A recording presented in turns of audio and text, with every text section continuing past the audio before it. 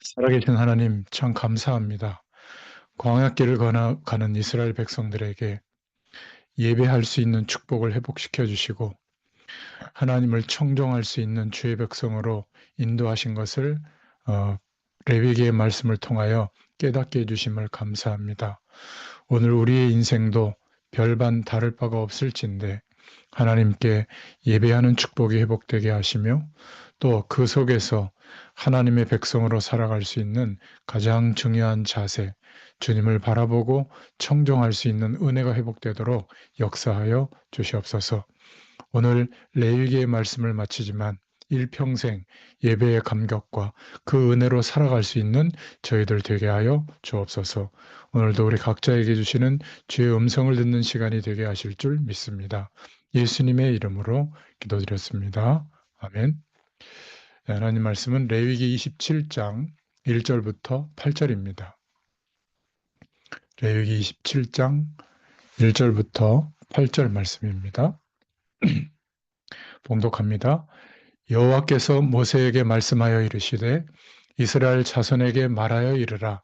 만일 어떤 사람이 사람의 값을 여호와께 드리기로 분명히 서원하였으면 너는 그 값을 정할지니 내가 정한 값은 20살로부터 60살까지는 남자면 성소의 세겔로 은 50세겔로 하고 여자면 그 값을 30세겔로 하며 5살부터 20살까지는 남자면 그 값을 20세겔로 하고 여자면 10세겔로 하며 1개월로부터 5살까지는 남자면 그 값을 은 5세겔로 하고 여자면 그 값을 은 3세겔로 하며 60살 이상은 남자면 그 값을 15세겔로 하고 여자는 10세겔로 하라. 그러나 서원자가 가난하여 내 정한 값을 감당하지 못하겠으면 그를 제사장 앞으로 데리고 갈 것이요 제사장은 그 값을 정하되 그 서원자의 형편대로 값을 정할지니라.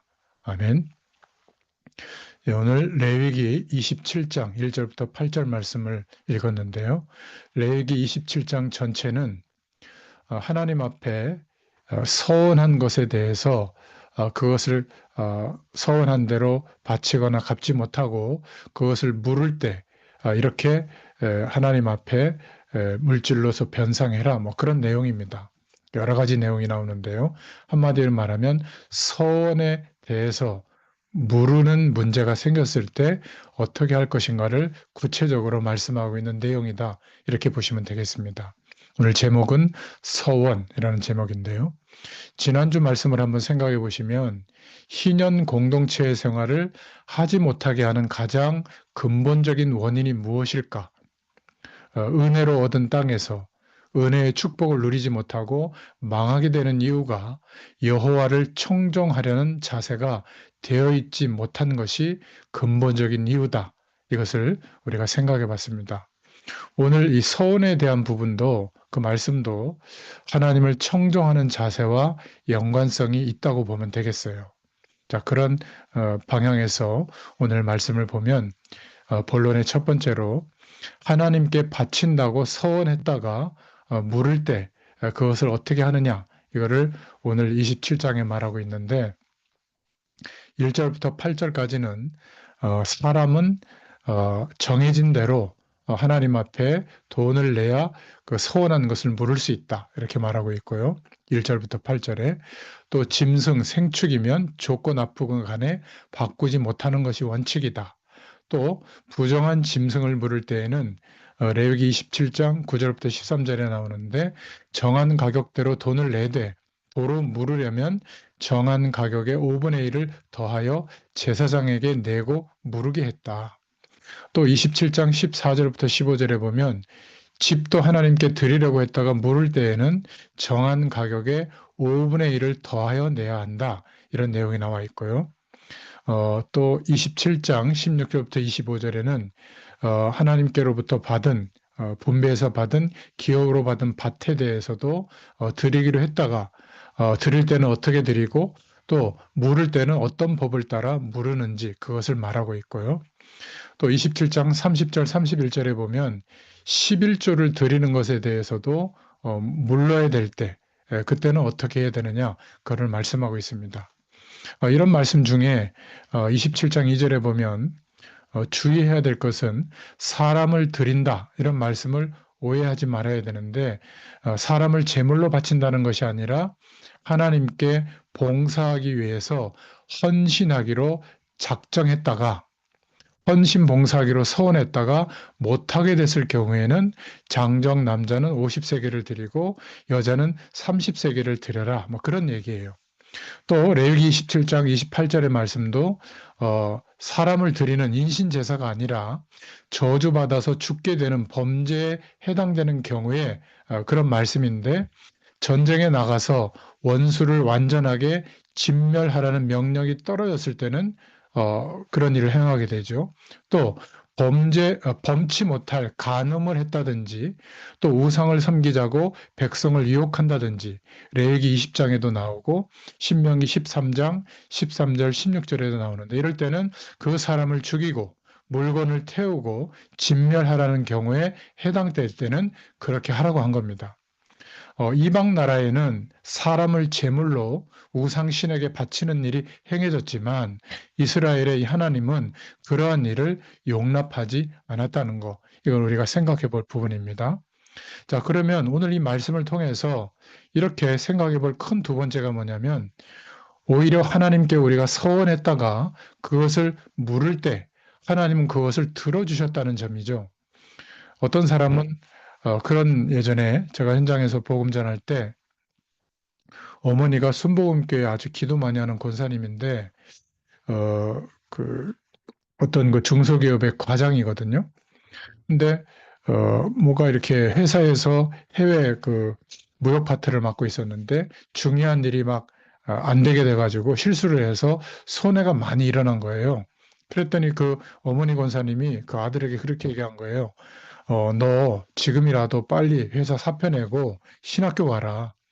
내가 너를 하나님께 소원 기도했다. 지혜종 되라고. 그 하나님 앞에 소원했기 때문에 그대로 안 하면 하나님이 같은 큰일 낸다. 그게 그 징조다. 그러니까 가끔 그렇게 막 심각한 경고를 하시는 거예요. 워낙 그 어머니가 기도를 많이 하는 분이니까 아마 이 과장님이 젊은 분인데 그걸 마음에 두고 있더라고요. 그래서 어려움 당할 때마다 그 얘기를 막 강하게 하는 거예요. 저 그래서 그 얘기를 듣고 확실하게 얘기해 줬습니다. 신학교 안 가셔도 된다고. 오히려 우리 과장님이 열심히 일하고 성공하셔서 신학교 가는 신학생들이나 주의 종들을 위해서 많이 헌신 안 하고, 그러면 뭐 혼자 목사 되는 것보다 100명의 목회자를 키우는 게 더 낫지 않냐고 그랬더니, 그래도 되냐고 걱정하지 말라고 하면서 제가 복음을 얘기해 드렸거든요. 서원은 그런 게 아니다. 영원한 그리스도의 축복을 알게 되고 믿게 됐을 때 영원한 생명을 얻는 것을 하나님이 우리에게 원하는 것이지, 소원한 거 안 했다고 막 벌 주고 그런 하나님이 아니다.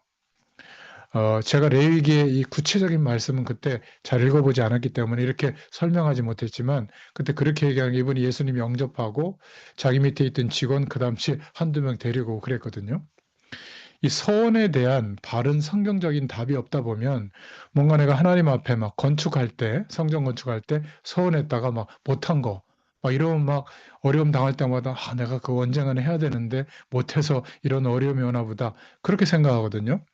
서원은 그런 의미가 아니에요. 오히려 하나님은 하나님 앞에 서원했던 것을 취소할 수 있도록 허락하는 분이세요. 심지어 하나님의 것을 드리는 10분의 1, 11조 성물까지도, 우리는 지금 금액으로 드리지만 이때는 물건으로 드렸거든요. 가축으로도 드리고 곡식으로도 드리고 성물이라고 했어요. 11조도. 근데 이 사람이, 드리는 사람이 그 드리는 물건을 꼭 갖고 싶어 할 때는 그것을 가지게 해라. 대신에 돈을 이렇게 바치도록 해라. 이렇게 하시는 분이에요. 그러니까 우리가 때를 쓰고 이거 이루어 달라 하고 졸라댈 때도 우리의 뜻을 세워놓고 이루고 해달라고 막 그렇게 막 원해도 허락하시기도 한다는 말씀이거든요. 그런데 여기서 이제 질문이 생기죠. 그렇게 인격적인 분이라면 그냥 서운한 것을 물을 때 그냥 허락할 것이지 왜 꼭 돈으로 대체하라고 오늘 말씀하셨을까?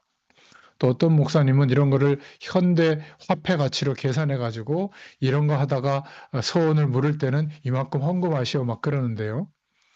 어 그 뭐라 그러죠? 그 천주교에서 사제들한테 상담할 때 고아원 뭐 몇 개 지으시오. 그리고 막 탕감해 주고 또 뭐 교회 종탑을 당신이 세우시오 뭐 그러면 이제 죄 지은 거 용서해 주고 뭐 그런 것들도 있던데 우리 목사님들한테도 그런 권한이 있으면 고해성사 그런 거 있으면 아주 목회하기가 쉬울 것 같아요. 그거 이런 걸로 때우시오. 하나님이 용서해 줄 겁니다.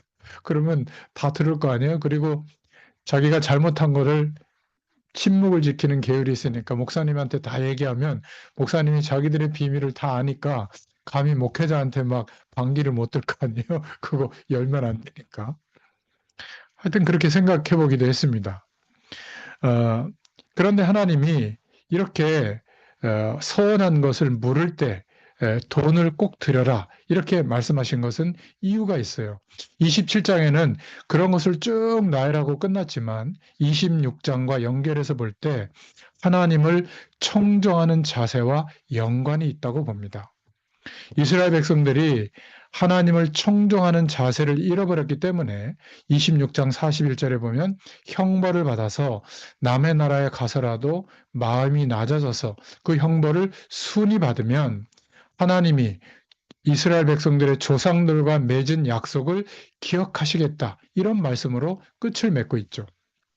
레위기 26장 46절에 보면 이상은 여호와께서 시내산에서 자기와 이스라엘 자손 사이에 모세로 세우신 규례와 법도와 율법이니라 이렇게 말씀하고 있고요.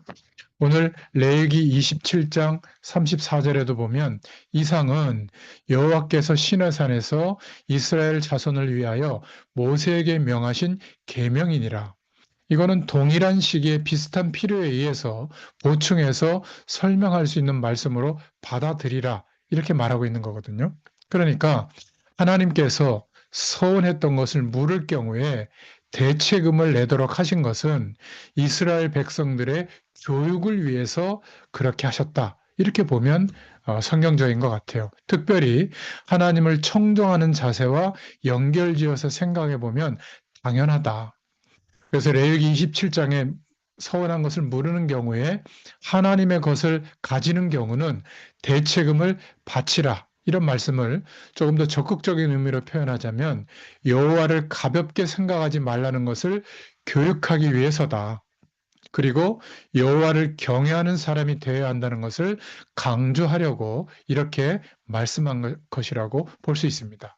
그러니까 처음부터 여호와를 경외하는 사람, 참된 신자가 되어야 여호와를 떠나지 않게 되며 멸망당하지 않게 된다는 것을 하나님이 알고 계시기 때문에 이렇게 마음과 생각을 붙들어 주시는 거죠.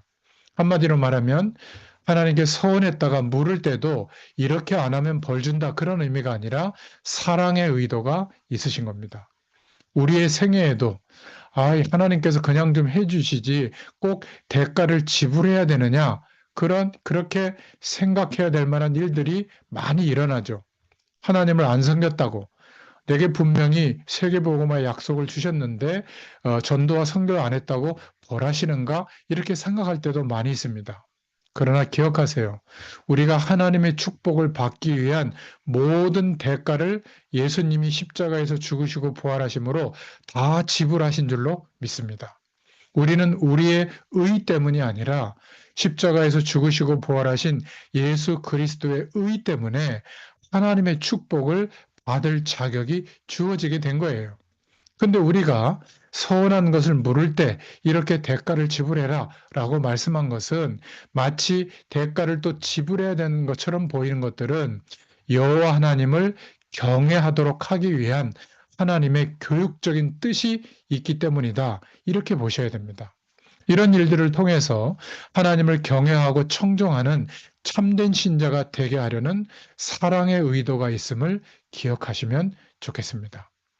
그래서 어떤 분들은 내가 서운했던 것을 못했기 때문에 하나님이 그거 다 할 때까지 벼르고 손을 보시는 게 아닌가 그런 생각에서는 자유하시길 바랍니다. 그러나 하나님 앞에 우리가 마음의 중심을 들였던 그 중심은 기억하고 우리가 살아가는 동안에 더 큰 것으로 하나님께 헌신할 수 있는 그러한 기도의 응답을 받아야 될 줄로 믿습니다. 그래서 오늘 마지막 세 번째로 레위기 오늘 27장 마지막 장에서 우리에게 서원에 대해서 말씀하시는 하나님의 뜻은 바로 이겁니다. 첫 번째로 너희는 하나님을 경외하는 참신자가 되라, 그런 말씀이에요. 그래야 구별되어진 하나님의 백성으로 살아가는 하나님의 거룩이 유지가 될 수 있고 하나님과 임마누엘 함께하는 생활을 할 수가 있기 때문에 그렇습니다. 그래서 우리가 집을 짓고 이사하고 장막을 쳐도 밥을 먹어도 또 하나님의 뜻대로 우리가 삶을 행진하고 또 중요한 일들에 대해서 전쟁을 하고 여행을 하고 또 살기 위해서 밥을 짓고 죽을 끓이고 아이들을 키우고 일을 할지라도 하나님을 청정하는 신자, 하나님을 경외하는 참된 하나님의 백성이 되어야 하나님이 함께 하신다, 그 말씀이에요. 바로 이러한 중심이 회복될 때 하나님과 동행하는 길이 열리게 될 줄로 믿습니다. 모세, 다윗, 다니엘, 또 육신을 입고 오신 예수님도, 또 바울 사도도, 성경 속의 모든 신앙의 사람들이 하나님을 경외하고 청정하는 중심을 끝까지 가졌습니다.